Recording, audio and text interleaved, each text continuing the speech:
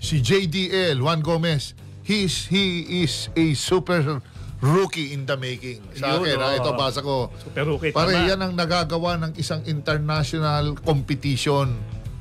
Kaya nakita mo, it's Tama. a potential player lang nung nando sa college. Tapos tignan mo naman na naibigay. First game pa lang.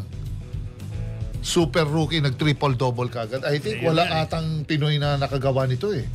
Di ba? Oh, first game. First game, oo. Wala. He has all the tools of a good guard. May tira, kompleto, tira, may decent defender. Tapos, ang attack mode niya as a guard, 24/7, hindi mahihiya tumira to. Talagang makita mo, kamador talaga, legit na scorer. Ang kamay, lintik ang kamay. Pag tumama, parang metro ng taxi. Patak ng patak, patak ng patak.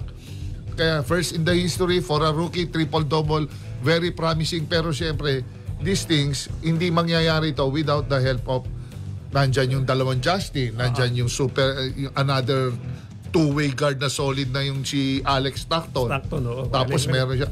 Ang kini-question ko dito, pare, alam mo ano? Ano? Yung pumapalit. Pumapalit, oh. Malakas yung 5 o 6. Yung bench. Yung second group. Kung wala ka rin lang second group sa PBA, I don't think aabutin mo yung playoff. Yun. Tama.